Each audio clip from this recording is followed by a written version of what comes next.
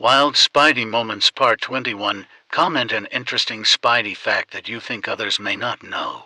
During the 1987 comic The Amazing Spider-Man number 289, the identity of the Hobgoblin is revealed. This information could have drastic effects on the Spider-Man we know from MCU. We begin the story with unfamiliar characters. Jason Masondale, who is really the Jack-o'-lantern and the Foreigner, an assassin. Jason is being hunted by the Hobgoblin and hires the assassin to take out the Orange Cape. Menace. Moments later, the kill is confirmed. The Hobgoblin is dead.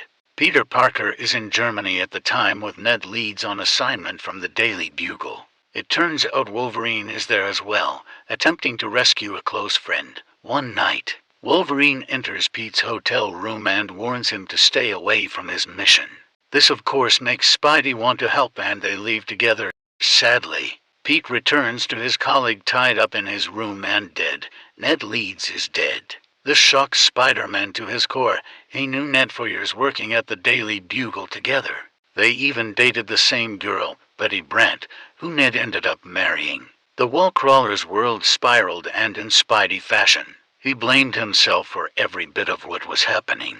Back in New York, Peter consoles Betty and is there for the rest of the Bugle as they unload Ned's coffin from the luggage compartment of the plane. We see the Hobgoblin fly nearby, but luckily for everyone he stays away. We see the Foreigner again, this time playing chess with Wilson Fisk the Kingpin. It turns out Kingpin feels disrespected as he was not informed before the Hobgoblin was assassinated, that to play a dangerous game with each other, not just on the board. By the end of it, it is uncertain who will come out on top. Kingpin makes a desperate play. He calls on Spider-Man for aid in exchange for information, the identity of the Hobgoblin. Spidey swings over to the King of Crime, dressed in black. Some background. At this time in the comics, Peter is dating Black Cat and wearing a black suit sewn by his lover. Not to be confused with the symbiote suit. Also, Flash Thompson is accused of being the Hobgoblin and is on the run. Kingpin gives Spidey the Hobgoblin file and he is horrified to learn the truth. After all these years, it was Ned Leeds. He was the Hobgoblin all along, tormenting Pete and the city of New York. How could he be so blind? Maybe he just didn't want to know.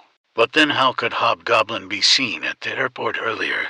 It turns out the Foreigner knew the Hobgoblin's identity and location and had him killed in Germany. We see flashes of the fight that ensued between Ned and the Foreigner's goons. After killing him, they confiscated all the Hobgoblin goodies and gave them to the Jack-o'-lantern who wanted Ned dead. In the first place, Spidey carries on Hobgoblin's hunt for Jason, hoping to get revenge for Ned but also to put a stop to his criminal activities. Eventually he finds Jack-o'-lantern and they fight. Jason seems to have upgraded Hobgoblin's equipment though. They are almost equally matched. Spidey hallucinates monsters all around and is set on fire, burning through his suit and sending him off a rooftop. Luckily he catches himself, but another bomb is hurled his way. He doesn't have the time or the strength to save himself. Then out of nowhere, Flash Thompson emerges from the shadows to save the day. He catches the bomb and chucks it at the fake Hobgoblin, sending him flying off to escape. By the end of this story, Flash is cleared of any affiliation to Hobgoblin.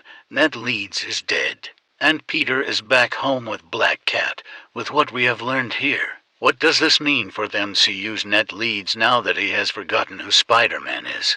He seemed to have some sort of magical attunement the last time we saw him. My guess is something will happen to make Ned hate Spidey and go down a dark path to eventually turn into the Hobgoblin. What do you think?